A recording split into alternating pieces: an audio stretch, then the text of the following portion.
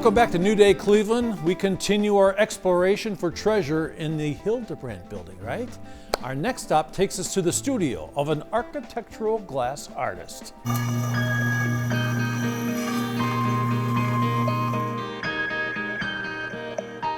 Architectural blown glass is the name I've given this current body of work, which is in its 10th year now. I once thought I would be an architect and realized that it was more technical than artistic, and so I decided to go to art school instead. Glass is a really versatile material, and I think what I do with it takes full advantage of everything it can do. Its fluidity, its transparency, and its moldability. And I create molds out of graphite that give the glass structure by blowing the glass into the mold. And that's where the imagery for the architectural reference comes in. Then I take these blown forms and cut them up and build them into larger compositions, or I can make them into a standalone piece as well, functional or non-functional. When I'm blowing glass, the day is completely devoted to blowing glass. And I'll work for a period of weeks making the blown forms, and then I'll cease blowing glass, and then I'll come into this part of the studio to do all the cutting and composing and finishing of the work, grinding and polishing, cutting.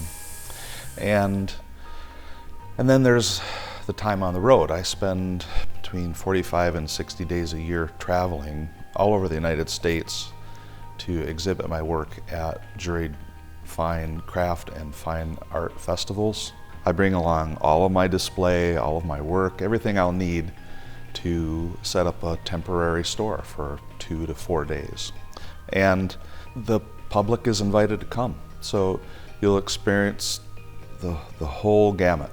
Everybody from very sophisticated collectors to people who have never really had much chance to look at art before. And that's one of the great things about art fairs, because you really get the broad spectrum of people. There's the initial spark of inspiration, which is some image of a building that I've seen in print or in person. Whenever I travel, I'm taking reference photographs. I look up to the decorative cornice of a building from 1917, or one of the pieces on the display is inspired by native Puebloan structures in American Southwest, and another piece is inspired by Greek architecture. And all of them really, I think they have a bit of an Art Deco feel.